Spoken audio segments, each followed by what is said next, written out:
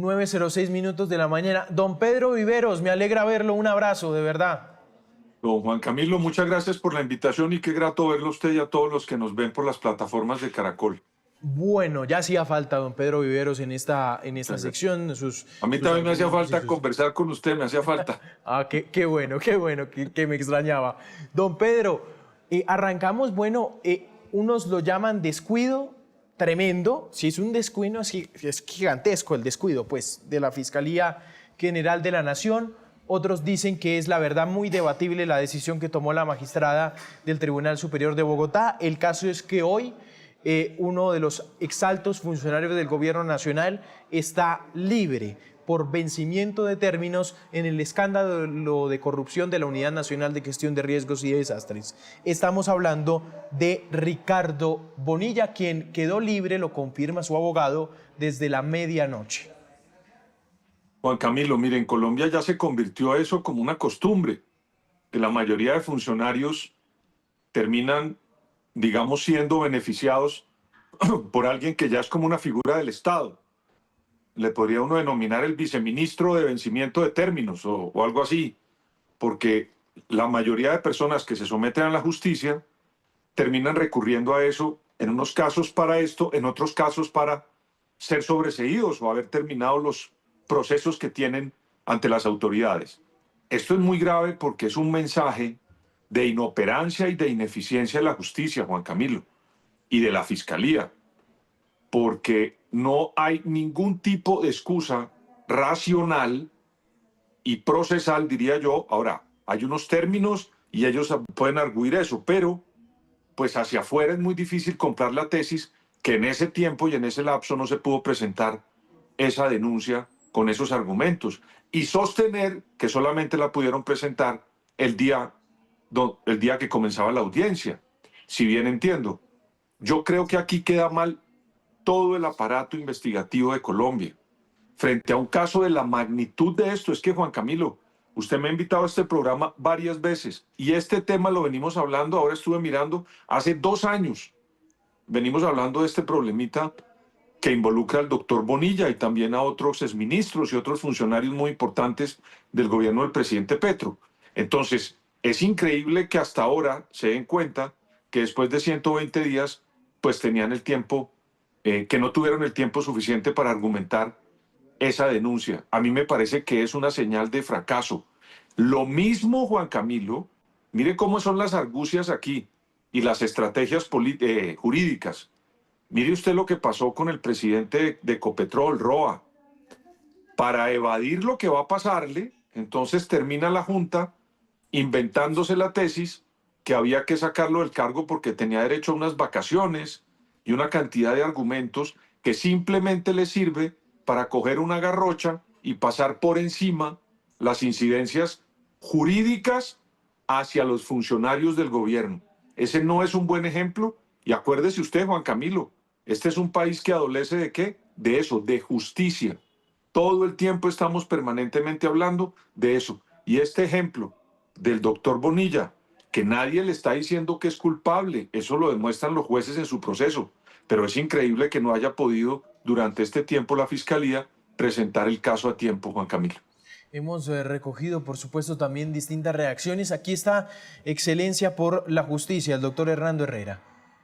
Yo creo que hasta el momento la Fiscalía viene desempeñando una tarea eficiente, lo que hace este caso, porque así lo merece. Lo que ayer pasó, desde luego, es una diferencia conceptual en materia de interpretación de a partir de qué momento podía ejercerse esa posibilidad de decretar la libertad por vencimiento de término. Y lo vimos con la muy buena síntesis que ustedes presentaron del registro noticioso. De un lado, la Fiscalía piensa que como no había claridad en qué momento empezaba a correr ese término, podía presentar ese escrito de acusación en ese momento en particular, pero otro lado, el Tribunal Superior y la señora magistrada a cargo consideraban en razón distinta que se había extinguido ese plazo, que se había vencido el mismo y por tanto otorgó esa libertad. Debe en todo caso señalarse lo siguiente: la libertad inducida, si así se quiere llamar, del exministro Bonilla no genera impunidad, genera que el caso en particular y en lo personal, en lo que hace de él, seguirá atento con su libertad, pero no que se haya declarado su inocencia. Esto es muy importante. Quiere ello decir, él seguirá vinculado procesalmente y obviamente también seguirá en esta etapa de juicio en lo que hace de este caso. De todos modos, no deja de ser, claro está, un sinsabor, porque lo ideal, tal y como se pretendía, es que él siguiera en prisión, bajo esa medida de aseguramiento, entre otras porque así se determinó previamente por la justicia. Lo último es bien importante que marca el abogado Hernando Herrera, no quiere, esto no es sinónimo de inocencia, ¿no? Es decir, el doctor Bonilla seguirá en juicio por el escándalo de corrupción de la Unidad Nacional de Gestión de Riesgos. Es más, ya está el escrito, los cargos los sustenta en 240 páginas, donde la Fiscalía lo han revelado en las últimas horas distintos medios de comunicación como Blue Radio, pues hace afirmaciones muy delicadas en este documento, ¿no, don Pedro? Pues mire, el doctor Herrera hace un análisis perfecto de lo que está ocurriendo. Para entenderlo de esa manera es que pues no quiere decir que el doctor Bonilla, el exministro Bonilla, ya salió del caso. El caso continúa, como bien lo explica el doctor Herrera. El sabor, que también lo menciona el doctor Herrera en el comentario, ese sinsabor que deja la Fiscalía, es de la ineficiencia al momento de presentar pues esa acusación, Juan Camilo. Eso es lo que queda hacia afuera.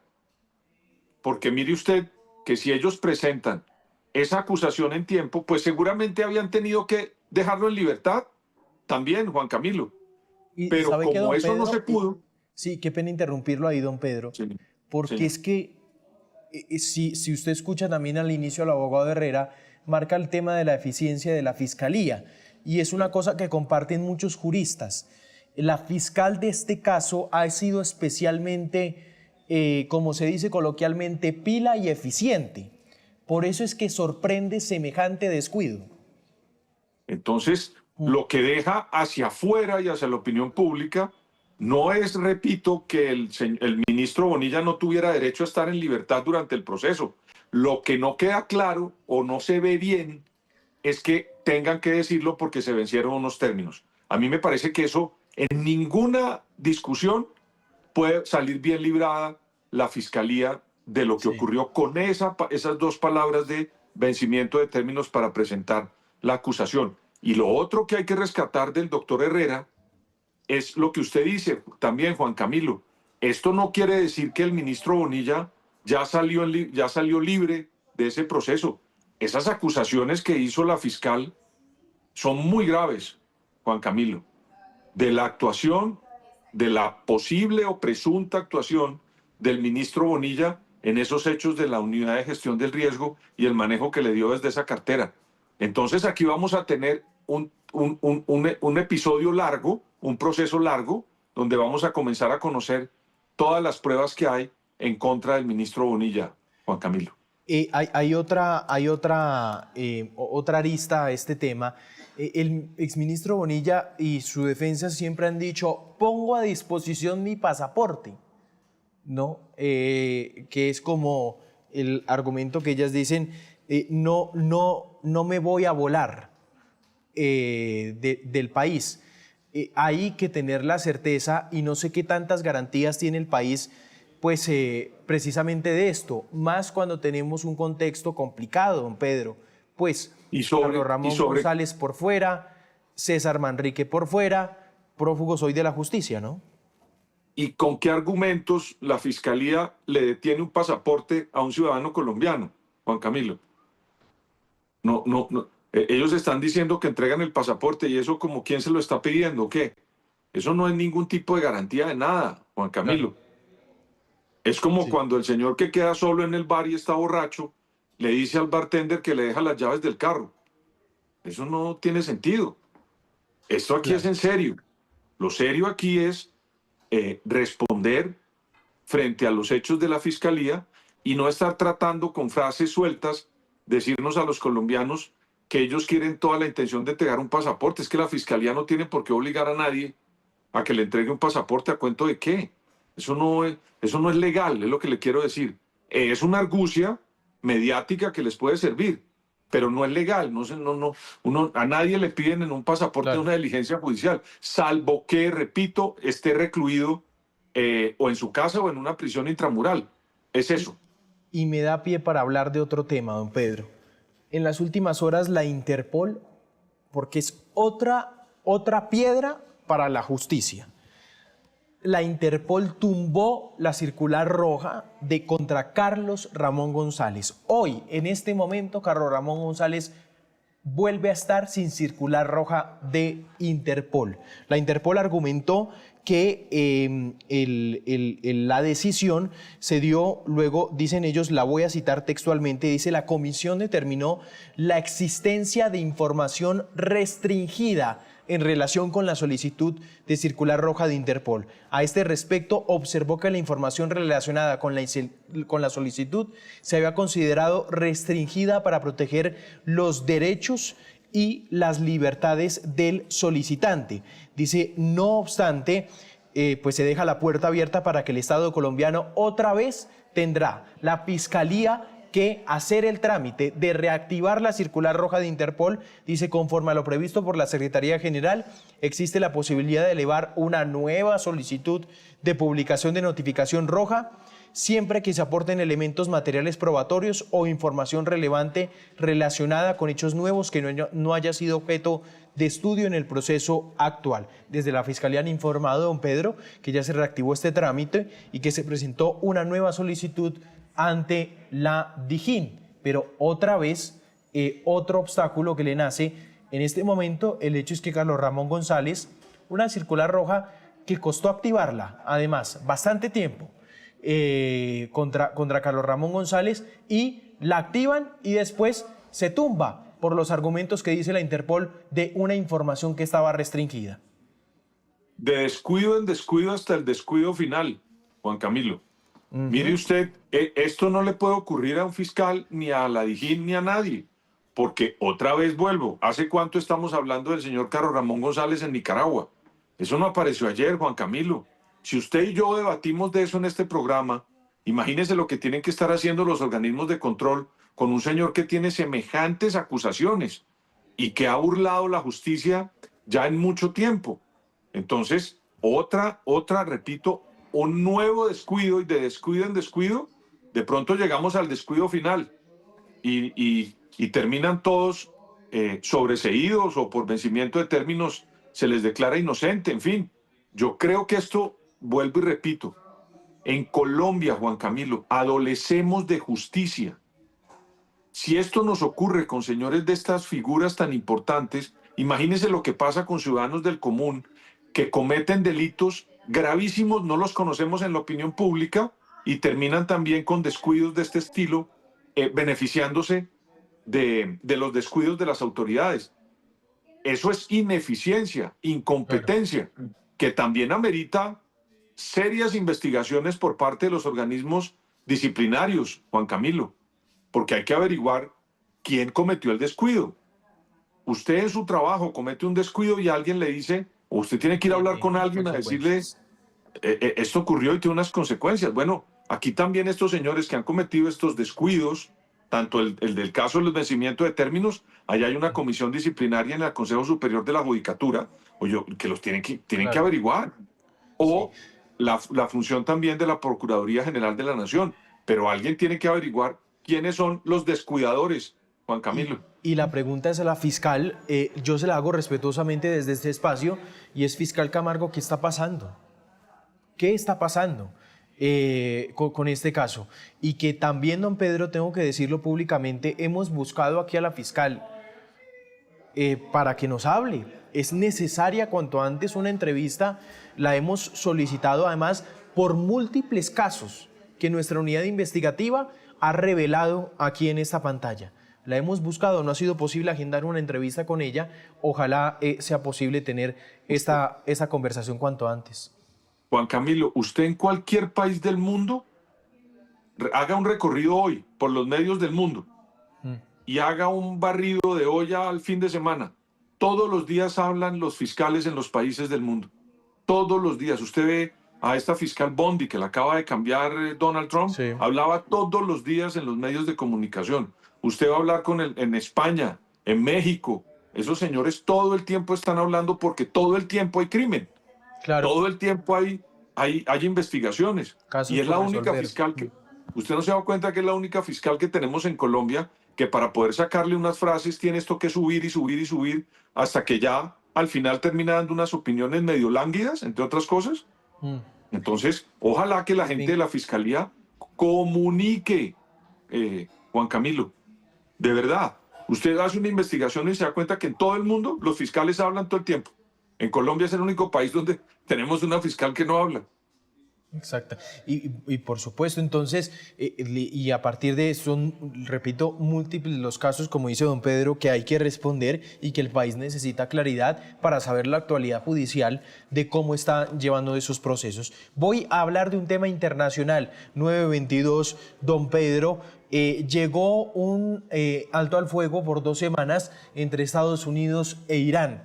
Se espera que, pues, se pueda llegar a un acuerdo mucho más grande en este tema. Pakistán será un territorio protagonista para que actúa como intermediación entre estos dos países. Me llama la atención lo de Pakistán, ¿no? Es un país que está en guerra también, pero bueno, tiene este papel. Recordemos, Pakistán tiene un conflicto en este momento con Afganistán también muy grande. Pero bueno, actúan como intermediadores en este tema. Un alto al fuego que llegó en medio o horas después, don Pedro, de un escrito realmente temerario por parte de Donald Trump a través de su cuenta de Truth, donde dice y amenazaba con acabar con toda una civilización. Además, una frase superlativa. Porque, Después dijo que lo sacaron de contexto, que eso no era tan así, que él añadió que se venían cosas buenas, que no sé qué, bueno, poniéndole adornos a semejante frase, ¿no? no, es que, mire, Juan Camilo, ahí pasó todo. En Irak, Irán, en toda esa zona pasó todo. Todos los que estamos aquí presentes en esta tierra, por algún momento pasamos por ahí algún antepasado terminó pasando por ahí para que pudiéramos propagarnos por el mundo como civilización. Y además de lo interesante que hay ahí como valores de la civilización, no porque haya transitoriamente un régimen oprobioso, como es el régimen de la República Islámica de Irán de hoy, que es oprobioso, Juan Camilo, no quiere decir que porque esos 40 años lo han gobernado unos señores que no tienen ningún tipo de sentido democrático ni de respeto a los derechos humanos, tenga uno que pensar que hay que acabar con una civilización tan rica en materia cultural, política y social como ha sido pues esta zona tan importante de la humanidad. Por eso es mi única opinión. Yo no entendí acabar con una civilización. Podría haber dicho acabar con el régimen. Eso es otra historia. Pero ya acabar con una civilización me parece bastante osado. Claro. Y luego lo otro, Juan Camilo. El presidente Trump siempre estira al máximo La tensión, ¿no? la tensión al máximo para al final negociar. Eso ya es una práctica consuetudinaria. ¿Usted se acuerda que en Panamá dijo que iba a entrar allá a coger el canal para que no pasaran embarcaciones chinas y no se apoderara China del puerto de Panamá? Sí. ¿Usted se acuerda? Sí. Bueno, al final terminó estirando eso y negoció con Panamá. Panamá le respondió, se sentaron a negociar y no hubo ningún tipo de tropas. Lo mismo pasó aquí en Colombia, los conflictos con el presidente Petro. Don Pedro le ha resultado, ¿no? Sí, pero mire, es tan inteligente la estrategia que al final usted no ha visto un solo marín desembarcar en ninguno de los conflictos que ha planteado Trump. No hay un solo marín o pues de infantería de marina llegar en un barco y entrar a atacar un territorio e invadirlo con tropa. Nunca ha pasado. Siempre es estirarlo y al final termina negociando con los aranceles, con los conflictos como lo que está pasando con Europa, con la OTAN, las críticas que tiene a la ONU. Todos los hace el presidente Trump. ¿De qué manera? Estirar la tensión para al final sentarse a negociar. Esa es una estrategia que le ha funcionado y además es muy buena para la humanidad también, Juan Camilo, porque no hemos tenido invasiones de tropas como pasaba antes. Usted recuerde, pues a Panamá, a Grenada, y todos los otros conflictos que para qué se los menciono. En Venezuela entraron 3 helicópteros, sacaron a un señor, tuvieron unos impactos contra los escoltas de Maduro, pero no hubo una invasión masiva de tropas entrando a Caracas desde Maiquetía.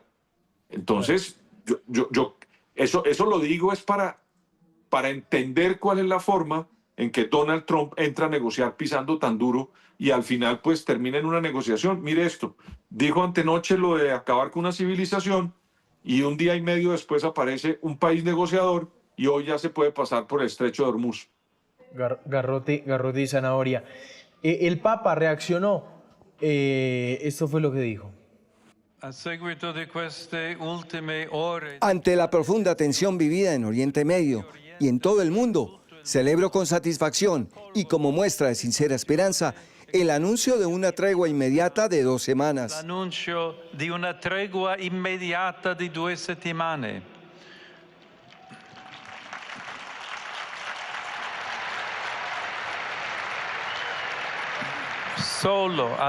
Solo mediante la reanudación de las negociaciones se podrá poner fin a la guerra.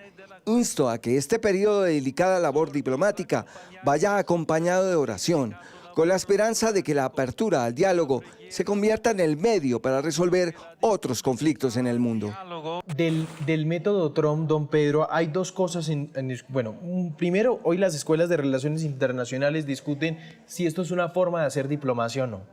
Y si está apareciendo una nueva forma de hacer diplomacia. Primero eso.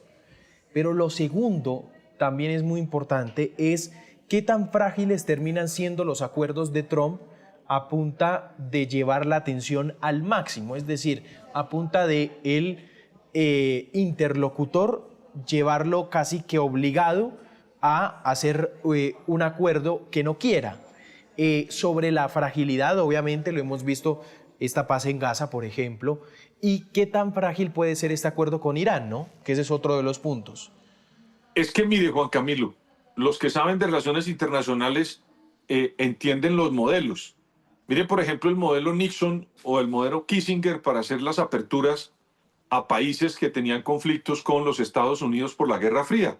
Lo hicieron producto de una gran crisis interna que tenía el presidente Nixon en aquel momento.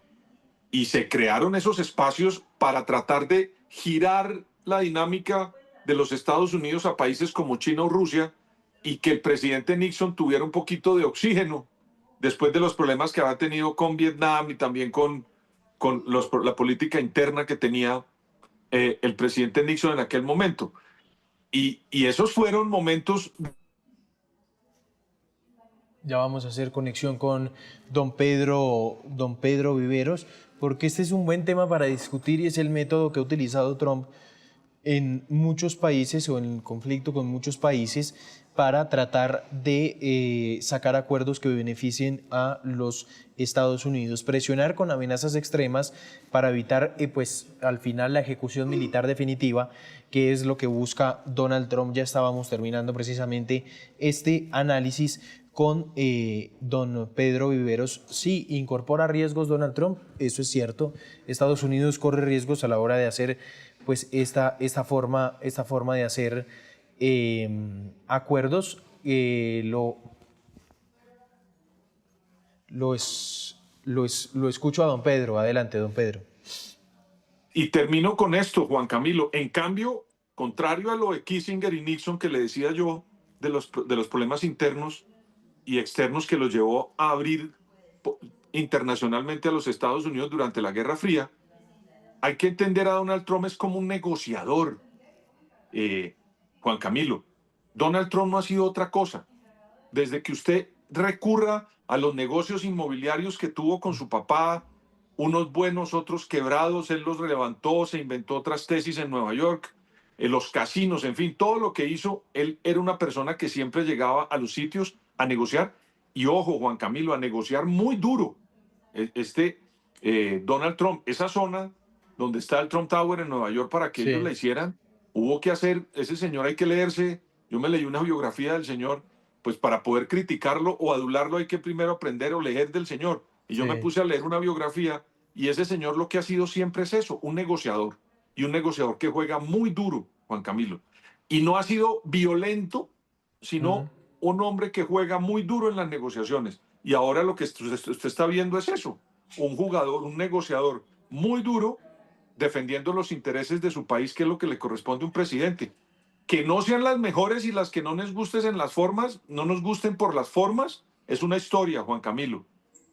Claro. Pero al señor le da resultado en dos cosas. Saca la ventaja al final y no tenemos violencia masiva o tropas invadiendo países como antes. Pues, don Pedro, gracias por estos minutos y para estar claros, y seguiremos con el desarrollo de estas noticias. Muchas gracias, Juan Camilo, a usted y a todos los televidentes. Un abrazo.